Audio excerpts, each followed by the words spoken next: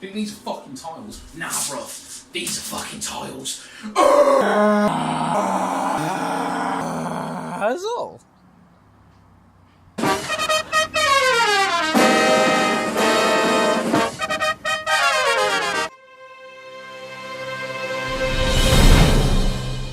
Hey, have you ever wanted to tile a Portuguese palace?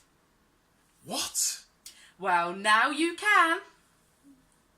Your intros are so fucked. Azul is a tile placing game for 2 to 4 players, in which players take the role of tilers at the Royal Portuguese Palace of Évora. Each player takes one of these playboards, and you all have to take it in turns to take tiles from the centre of the board and try to score them. The tiles look fucking stunning. Just like me! Each turn in the game, players take it in turns, taking tiles from the factory floor spaces. Are we not going to talk about what just happened? Literally never. Anywho, when taking tiles from one of the spaces, you have to take every tile on that space that matches the colour you want. Then, you pick one of the lines on your scoring card and put all of the tiles on that line. If any won't fit, they count as being dropped and have to go onto this minus track on the bottom of the board. Each turn, the player who takes tiles from the centre first takes the first player marker. This marker also goes onto the minus tracker, regardless of free space. Having said that, you do get to choose first next turn, as well as getting to draw the fresh set of tiles from the blind bag.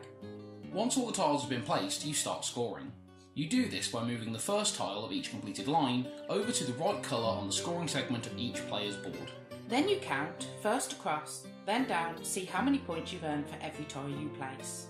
As soon as a player has one of each colour in a horizontal line, the game ends and you all tally up your final scores, also adding 3 bonuses.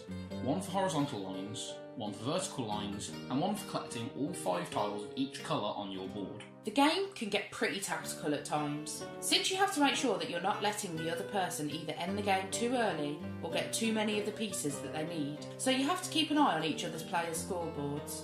You can get to the end of the game thinking that you've racked up an impressive score, only to find out that your opponent has managed to get like 10 different bonuses, which sends their own score skyrocketing and leaving you in the dust. Every single game ever. You wouldn't think that a game this simple would have lots of replayability, but you'd be surprised. It is fun to play, and if you're into abstract board games, you'll probably get hours of enjoyment out of this one. On top of that, the game actually includes a variant where there are no colours on the scoring sheet, meaning that you have to try and place them a bit like Sudoku, making sure that there is only one copy of each colour in every horizontal or vertical line. Azul lasts fucking ages, it looks beautiful, and it tells an interesting story to boot. And it's not very often that you find an abstract game that holds your attention the same way this does. That's why our final score for Azul is 9.5 smashed tiles out of 10. Thanks for watching. If you enjoyed it, please like and share, because it really does help us out. And if you want more weekly updates of zany or nerdy content, then hit subscribe and click that bell.